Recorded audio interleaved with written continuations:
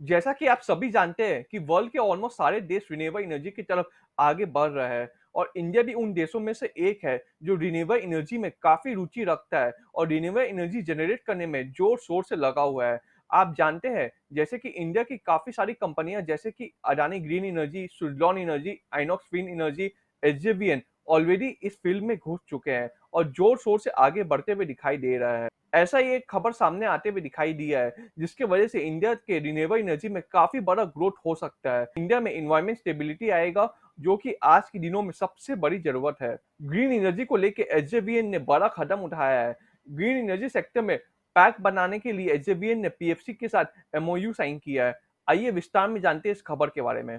SJVN ने एक agreement किया पीएफसी के साथ फिनेंस के लिए, यानी कि पीएफसी प्रोजेक्ट के लिए एसजेवीएन को प्रोजेक्ट के लिए फिनेंस करेगी एंड वो प्रोजेक्ट का वर्थ होगा 1.18 ट्रिलियन। इनफैक्ट एसजेवीएन ने भी बोला है कि उन्होंने पीएफसी के साथ एक अग्रीमेंट किया है जहाँ पे पीएफसी पैसे प्रोवाइड करेगी, फिनेंस करेगी एसजेवीएन को उसके प्रोजेक्ट के लिए एंड वो प्रोजेक्ट का वर्थ होगा 1.18 lakh crore. PFC and SJVN ने एक एमओयू साइन किया है, यानी कि मेमोरेंडम ऑफ अंडरस्टैंडिंग साइन किया है, जहां पे पीएफसी फाइनेंशियल असिस्टेंस प्रोवाइड करेगी एसजेवीएन के बहुत सारे पोर्टफोलियो के लिए, बहुत सारे प्रोजेक्ट के लिए।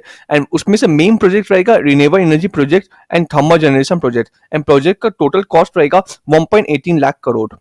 पीएफसी एसजेवीएन को प्रोजेक्ट कॉस्ट का, यानी कि 1.18 लाख करोड़ का 70% अमाउंट लोन देगी एंड फ्यूचर में जरूरत पड़ेगा तो रिन्यूएबल एनर्जी के लिए फ्यूचर में अगर एसजेवीएन चाहे तो पीएफसी से और भी अमाउंट लोन ले सकते हैं इस प्रोजेक्ट के लिए। आपको ये भी बता दे कि पीएफसी एंड एसजेवीएन ने एक एमओयू साइन किया गया है जहाँ पे पीएफसी बहुत सारे प्रोजेक्ट के लिए लोन देगा एसजेवीएन को, लेकिन बहुत सारे प्रोजेक्ट में से मेन प्रोजेक्ट होगा रिन्यूएबल एनर्जी वेंचर, यानी कि सोलर हाइड्रो पंप स्टोरेज, जिसमें 12,178 मेगावाट का कैपेसिटी होगा और 660 मेगावाट का थर्मल जनरेशन प्रोजेक्ट होगा, जिसका दोनों प्रोजेक्ट का एस्टिमेटेड कॉस्ट देखे तो 1,18,826 करोड़ होगा।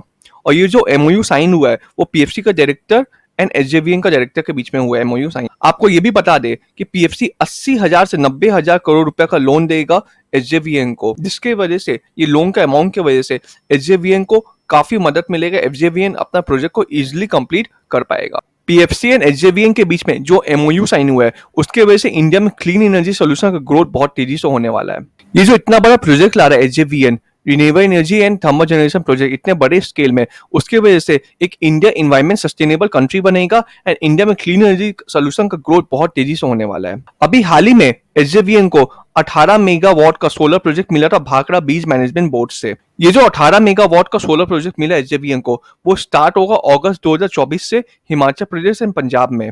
एंड एक बार ये प्रोजेक्ट स्टार्ट हो जाएगा 18 मेगा सोलर वाट का प्रोजेक्ट, तो उसके बाद 39.42 million units of energy SJVN generate करेगा पहला साल में, यानी कि ये प्रोजेक्ट जब स्टार्ट होगा उसके फर्स्ट ईयर में एसजेवीएन जनरेट करेगा 39.42 million unit of energy. Over the 25 years, यानी कि 25 सालों में एसजेवीएन जनरेट करेगा 917 मिलियन यूनिट ऑफ एनर्जी। यानी कि कितना बड़ा प्रोजेक्ट होगा एसजेवीएन के लिए, आप लोग दोस्तों ये समझ पा रहे होंगे। एसजेवीएन को और भी बहुत सारे रिन्यूएबल प्रोजेक्ट मिला पंजाब एंड असम में, और एसजेवीएन एंड पीएफसी दोनों का शेयर 100% गेन हुआ है 2023 में। 100% गेन मिला एसजेवीएन के शेयर होल्डर को एंड पीएफसी के शेयर होल्डर को 2023 में।